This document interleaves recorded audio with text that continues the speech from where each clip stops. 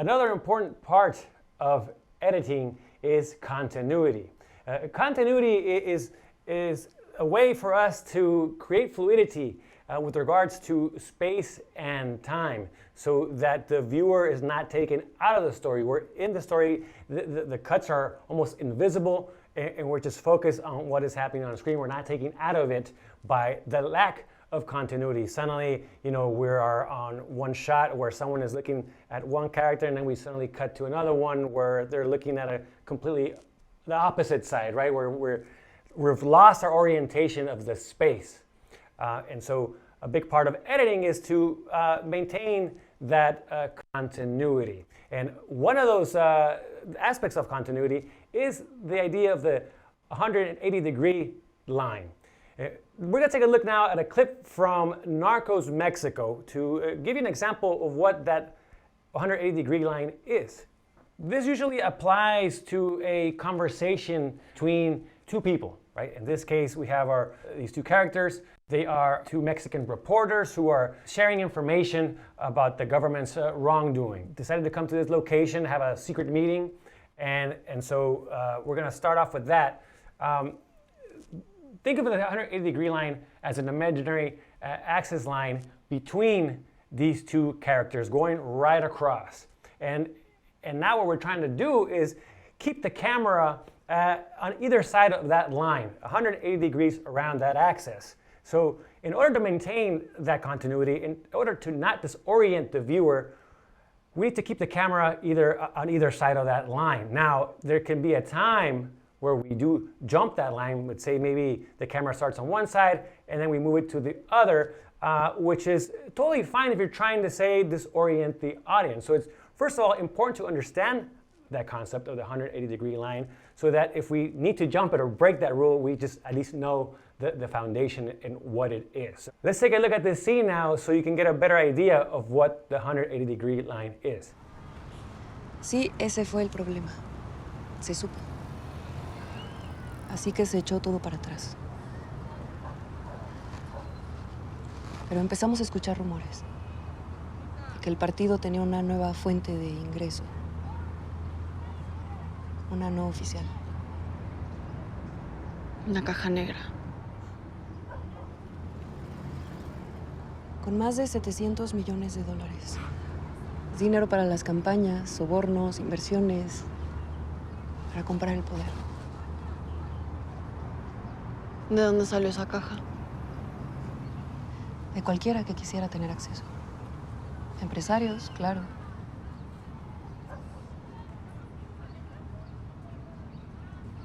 Pero también narcotraficantes. Cárteles mexicanos, también colombianos, supuestamente. ¿Quién controlaba esa caja? Carlos Jan González.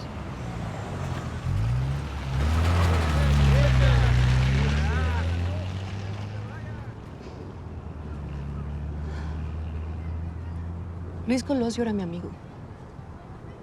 ¿Y esto para ti de qué se trata? ¿Por qué tienes tantas ganas de ir contra de Hank? Es un corrupto. So there's our scene. Now let's go back and break it down and talk about the 180-degree line. And I don't know if you noticed it, how then we jumped the line and why we did that. This is our establishing shot. We're establishing the placement of each character, the setting, the environment, and we're getting oriented.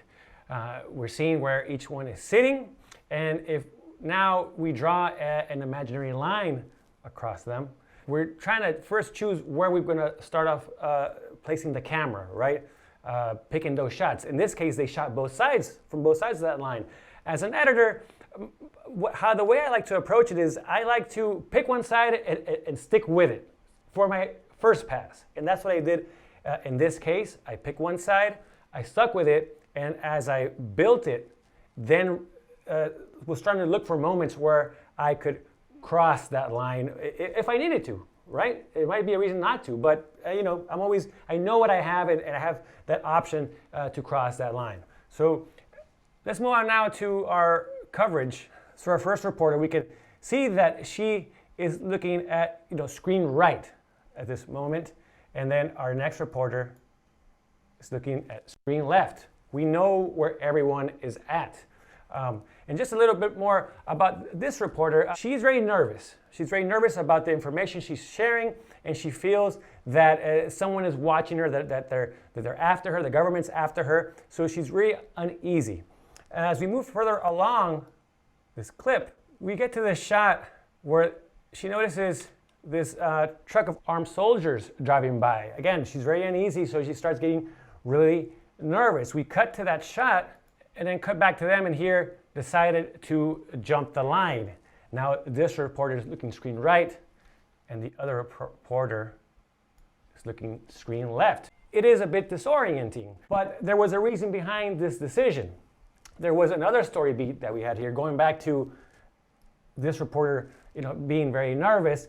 The next shot we would see is her turning around because she had heard a big bang coming from what was a playground, but she's so nervous that even that scared her, of a kid playing with balloons, right? At some point during the editorial process, we decided to lose that beat, that storyline, or that moment where a balloon goes off and frightens her. But what we discovered, and when I say we is with the producers, is that on this side of the line, this coverage, we found the performances to be much stronger, and therefore made the decision to stay on this side of the line. And also it adds to the fact, to this orientation, and the fact that she is very uneasy and very nervous, and it kind of jolts us out of, brings us into kind of her world of uneasiness through this way of disorienting the viewer.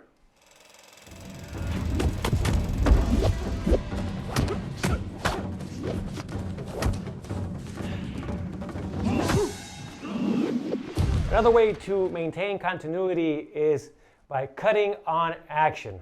We're going to take a look now at this short film, the short action film, to discuss this concept. And what it is that we are creating cuts at the moment when an action is happening, right? So for example, if a person arrives at a door, one side and grabs the doorknob, the next shot you want to see is them possibly going through the door, right? We're following the action, it's fluid, and we're not taken out of the story.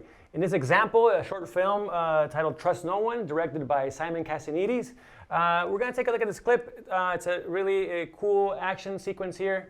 And I'll show you kind of where I decided to cut to really emphasize, say, those hits, or say someone being thrown to the wall and whatnot, and picking the right moments on when to cut on action.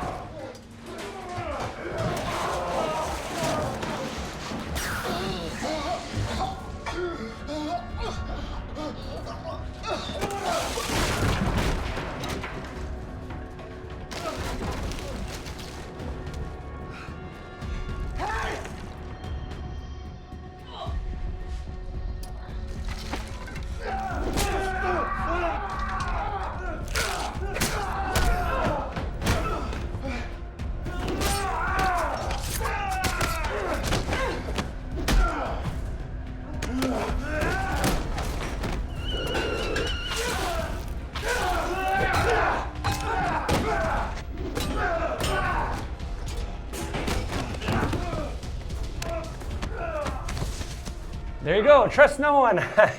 Really cool action film I got to work on with my good friend Simon Cassinides. At this point, we really sat down here with the director Simon and the stunt coordinator and DP. We all sat down and really analyzed this action sequence and to try to find those moments, right? Those best moments of when to cut on action, really. So make the best hits possible, the best throws, everything, we create the most effective fight sequence. So going through the cut, yeah, it was just trying to find really those moments, right? That where we see here, for example, this villain grab our hero, is when do we then cut to as he grabs her by the neck, then we want to make sure that the next thing we see here, after, once we start seeing his hand wrap around her neck, then we wrap around and actually see, in this case, the close-up of her struggling, and we want to get also that the momentum, the speed of that turn. Maybe we add a speed ramp, speed it up a little bit. But there are, other tricks that we definitely applied here to create some more action. But for example, this hit, this is Simon, by the way, coming at our villain. We cut to then the villain kicking him. He hits the floor and the USB comes flying out, right? And so we do that, as just trying to find the right moments. Make sure that action flows, keeps that fluidity going. We're not suddenly, taken out of it because it's just the momentum is lost in those cuts. So in this case, we're showing her getting thrown. Just pick the right moment, then say to see her flying towards the wall, right? And it's just a fluid motion. Just fluid motion. It keeps the momentum going. I want to show you here a little trick, though, that we came up with.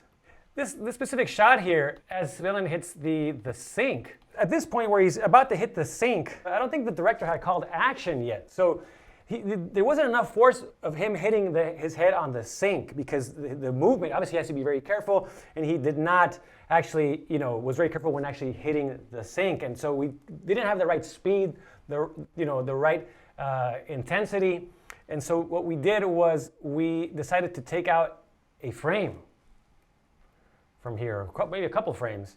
As he's coming down, he looks down. I think in the dailies, he actually stopped there. But then we do somewhat of a jump cut, as we talked about in the other lessons, where he now is hitting that sink, right? So it speeds it up. But it's so fast that we don't notice it. And we just then add a sound effect, and we feel like he really did hit that sink really hard. Let's take a look.